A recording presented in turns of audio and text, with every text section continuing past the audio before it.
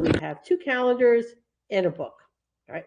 So let's start off with one of the calendars.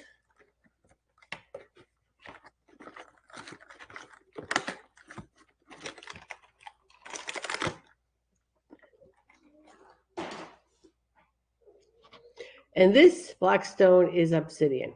Now, one of the things, and when we get into the other one too, identifying crystals via a picture on social media is not going to be necessarily very accurate, right? Because a lot of crystals, they all look very, very similar. And sometimes it's just like the little differences between them, right? And something's not picked up via a picture. So this is obsidian. All right. And obsidian technically is not a crystal. Okay. So when I say crystal, I just mean the whole broad base, whatever. But I'm not exactly 100% correct when I say that. Okay. This obsidian is actually made from lava, volcanic ash, volcanic molten lava. Okay. But it looks remarkably like jet, and jet is actually fossil. Okay. So, but obsidian is also way heavier. Well, jet is very light. Obsidian is much heavier. Okay. Obsidian is actually one of 2 of my black go-to protection stones. So we have obsidian. The other one is black tourmaline. I don't know if that's going to be in any of these boxes here or not. But this is my crow with the broken beak. Okay. This is also obsidian. This is also pretty chunky too. If this was made out of jet, it would weigh almost nothing. Okay, so it is a protection stone. When I do meditate, in addition to whatever stone I've chosen to meditate with, I always pair it up with an obsidian. Okay, the book is Gemstone Reflexology. Okay. If you've never had reflexology done, I highly recommend it, especially done on the feet. But this particular book goes into anybody who's interested in doing reflexology, what crystals that you might use as far as wands are concerned. So when they say wand, ooh, where did I drop? This is an example of a wand. They come in various sizes. I've got wands this big. I've got wands this big.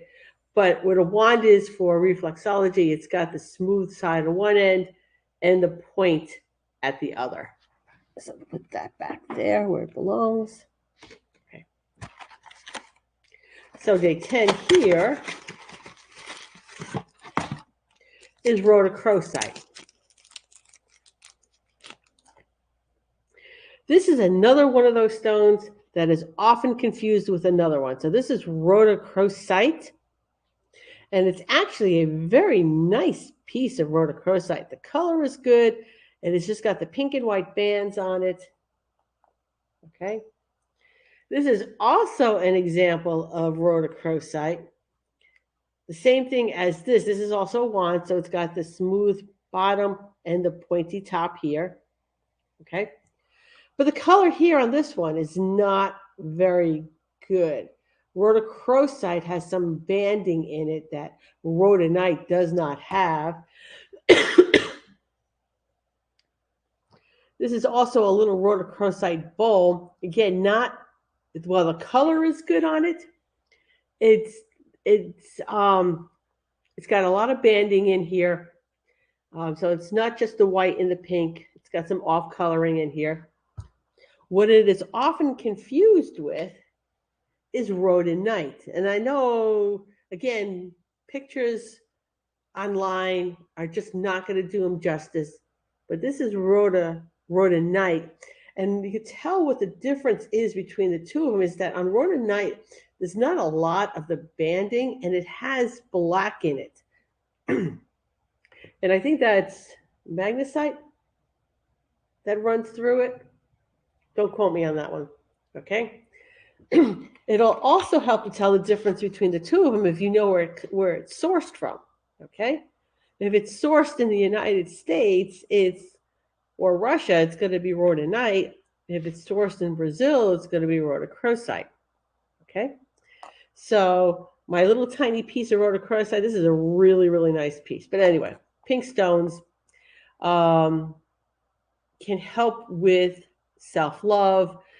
So any of the times that I use crystals, they're really basically a specific crystal will be for usually meditation or something that I'm going to have my hands on all the time. Like the stones I have in my pocket, my hands are on them all the time.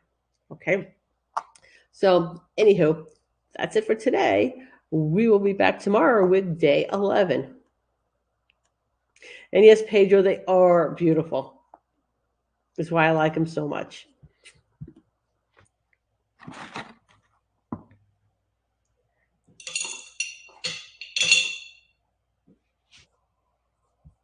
Of course, and